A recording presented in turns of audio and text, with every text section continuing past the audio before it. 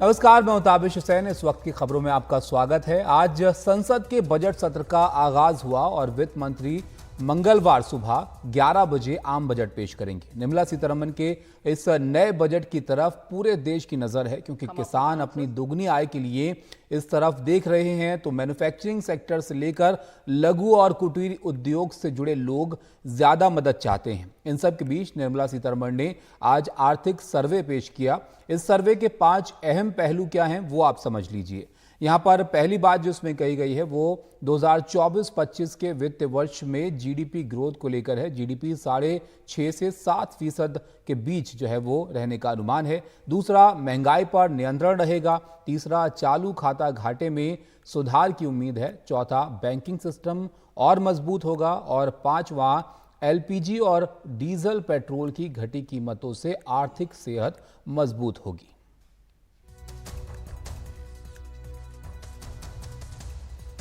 अपने तीसरे कार्यकाल का पहला बजट पेश होने से ठीक एक दिन पहले पीएम मोदी ने कहा कि यह बजट उनकी गारंटियों को जमीन पर उतारने वाला होगा। उन्होंने विपक्ष के सांसदों को नसीहत देते हुए कहा कि अब देश के लिए लड़ाई लड़ें और जनवरी 2029 तक देश के लिए काम करें। उन्होंने पिछले सत्र में अपने भाषण के दौरान विपक्षी सांसदों के हंगामे का भी जिक्र किया और कहा कि जिस तरह 2.5 घंटे तक देश के प्रधानमंत्री का गला घोटा गया, इसका लोकतांत्रिक परंपरा में कोई स्थान नहीं है।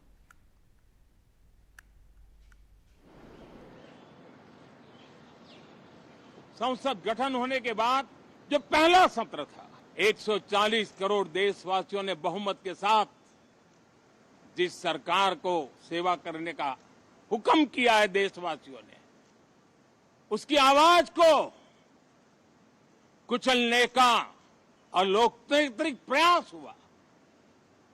2.5 घंटे तक देश के प्रधानमंत्री का गला घोंटने का, उनकी आवाज को रोकने का, उनकी आवाज को दबाने का लोकतांत्रिक परंपराओं में कोई स्थान नहीं हो सकता है और इसका कोई पश्चाताप तक नहीं है, दिल में दर्द तक नहीं है। मैं आज आग्रहपूर्वक कहना चाहता हूं, देशवासियों ने हमें यहां देश के लिए भेजा है, दल के लिए नहीं भेजा है। ये सदन दल के लिए नहीं, ये सदन देश के लिए है। ये बजट अमृत काल का एक महत्वपूर्ण बजट है। हमें 5 साल का जो अवसर मिला है, आज का बजट हमारे उन 5 साल के कार्य की दिशा भी तय करेगा। और ये बजट 2047 जब आजादी के 100 साल होंगे, तब विकसित भारत का जो हमारा सपना है, उस सपने को पूरा करने की मजबूत नींव वाला बजट लेकर के हम कल देश के सामने आएंगे। केंद्रीय वित्त मंत्री मंगलवार को संसद में आम बजट पेश करेंगी और देश की निगाहें उन पर टिकी हैं। परिवहन उद्योग को भी वित्त मंत्री से काफी उम्मीदें हैं। देश की प्रगति में अहम योगदान रखने वाले इस क्षेत्र ने वित्त मंत्री के सामने 8 मांगे रखी हैं, जिसमें डीजल को जीएसटी में लाने और परिवहन उद्योग को विशेष दर्जा दिए जाने की मांग अहम है। ट्रकों का पहिया चलता है तो देश चलता है। विकास में अहम योगदान रखने वाला परिवहन उद्योग कृषि के बाद रोजगार के सबसे ज्यादा अवसर देता है। All India motor transport Congress की माने तो करीब 20 करोड़ लोग इस क्षेत्र से जुड़े हैं, लेकिन इस उद्योग को जिस तरह की सुविधाएं और छूट मिलनी चाहिए वो नहीं मिल रही। आज नेशनल लॉजिस्टिक पॉलिसी है। हम कहते हैं कि पूरे वर्ल्ड में हमारी लॉजिस्टिक कॉस्ट ऊपर है। इस लॉजिस्टिक कॉस्ट को हमने सिंगल डिजिट में लेके आना है। लेकिन आप देखेंगे कि हैरान होंगे कि जो हमारी अति आवश्यक एसेंशियल जो चीज़ें हैं, जैसे कि टायर है, जैसे कि ऑयल है, लूप्स है और स्पेयर पार्ट्स हैं, इसको लग्जरी आइटम की कैटेगरी में डाला हुआ है। लेकिन इसके लिए हमारे को जीएसटी की धारा 28% लगाई जाती है। यही वजह है कि मोटर ट्रांसपोर्ट कांग्रेस ने केंद्रीय मंत्री निर्मला सीतारमण से मिलकर परिवहन उद्योग को विशेष दर्जा दिए जाने की मांग की है। इसके साथ ही डीजल को जीएसटी में लाने, आवश्यक और गैर लग्जरी वस्तुओं पर जीएसटी कम करने, टायरों के आयात पर प्रतिबंध हटाने, धारा 194(सी) के तहत टीडीएस को खत्म करने, नकद निकालने की सीमा बढ़ाने और समय से रिफंड मिलने की भी मांग है। आज बात करें तो 80 to 85% हमारे स्मॉल ट्रक ऑपरेटर्स हैं, उनका टीडीएस टाइमली रिफंड नहीं मिलता है। उनके जो फ्रेट में से टीडीएस अगर कट जाता है तो किधर ना किधर एक नेशनल लॉस होता है, बिकॉज उधर एक सुधार की हमें ज़रूरत है। और अगर बात करें 194(N) एक कैश विड्रॉल जो कि आज की तारीख में लिमिट है 35,000 की, तो उधर भी सरकार को एक सोच की ज़रूरत है और उधर एक परिवर्तन आने की जो है आवश्यकता है। परिवहन उद्योग की एक बड़ी शिकायत चेक पोस्टों को लेकर भी है। सवाल है कि जीएसटी आने के बाद इन चेक पोस्टों की क्या जरूरत है, इससे भ्रष्टाचार को बढ़ावा मिलता है। 39,000 crore is the annual bribe paid by the transporters annually. So ये खर्चे हमारे हैं। हमने सरकार से कई बार अपील की है कि कोई ऑन रोड चेकिंग की जरूरत नहीं है, टेक्नोलॉजी अवेलेबल है, आप हैंडल डिवाइसेस दीजिए, वो अपना गाड़ी का नंबर डाल के, काफ़ी ऐप हैं जहाँ पर गाड़ी के कागज़ चेक हो सकते हैं। जीएसटी पोर्टल है, क्या गाड़ी माल लेके जा रही है, उसने जीएसटी भरा है क्या नहीं भरा है, उसकी चेकिंग हो सकती है। हमें नहीं समझ आता है कि एक हम डेवलपिंग कंट्री बनने जा रहे हैं तो इस तरह से हम सड़कों पर खड़े होकर चेक पोस्ट बनाकर गाड़ियों की जांच करते हैं, ये बड़ा हमारा दुर्भाग्य है। एसोसिएशन कहना है कि इन्हीं सब बातों की वजह से परिवहन उद्योग में 20% ड्राइवरों की कमी है, जबकि परिवहन उद्योग देश की अर्थव्यवस्था की लाइफलाइन है। सड़कों के विकास के साथ साथ परिवहन उद्योग को सुविधाएं और सहूलियतें देने से महंगाई और बेरोजगारी कम होगी और ट्रकों का पहिया जितना घूमेगा देश की अर्थव्यवस्था उतनी मजबूत होगी। मुंबई से कैमरामैन सचिन सावंत के साथ सुनील सिंह, एनडीटीवी इंडिया के लिए। उधर भारतीय उद्योग महासंघ सीआईआई ने बजट 2024-25 में वित्त मंत्री से मिडिल क्लास को पर्सनल इनकम टैक्स रेट में रिलीफ देने की मांग की है। सीआईआई के नेशनल प्रेसिडेंट संजीव पुरी से बात की हमारे सहयोगी हिमांशु शेखर ने।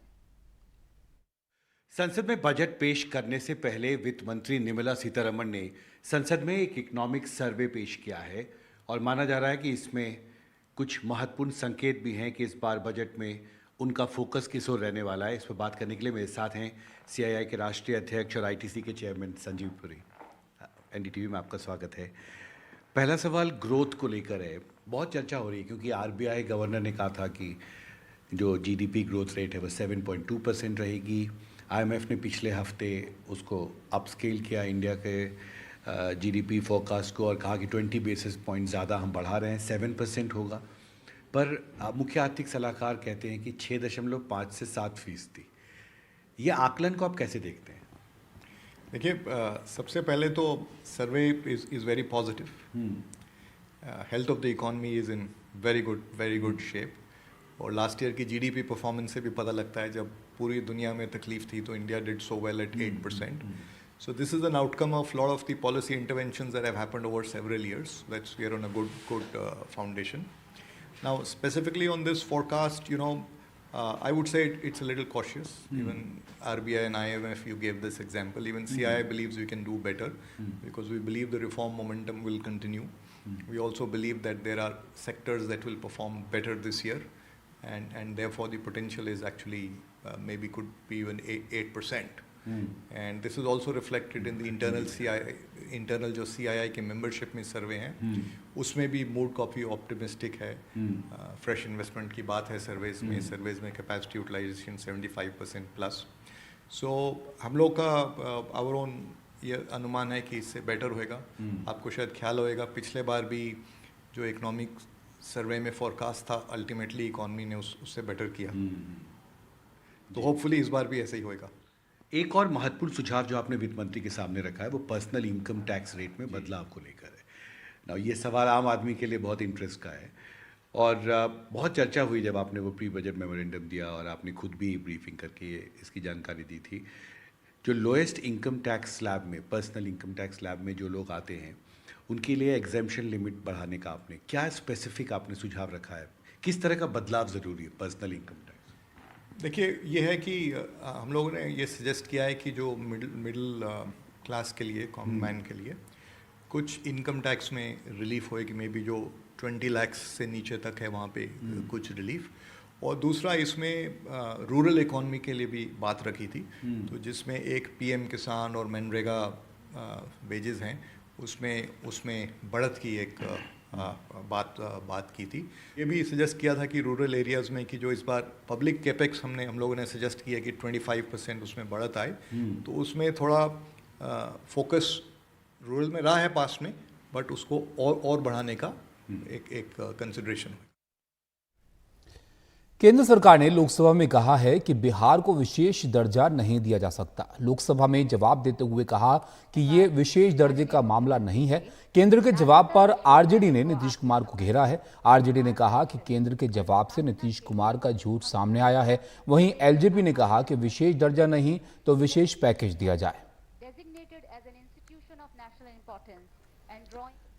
अब आरजेडी इसको लेकर निशाना साध रही है जेडीयू पर। उनकी तरफ से जो ट्वीट किया गया है वो आपको दिखाते हैं। इन्होंने लिखा कि बिहार को नहीं मिलेगा विशेष राज्य का दर्जा। संसद में मोदी सरकार, नीतीश कुमार और जेडीयू वाले अब आराम से केंद्र में सत्ता का रसास्वादन करते हुए विशेष राज्य के दर्जे पर ढोंग की राजनीति करते रहे।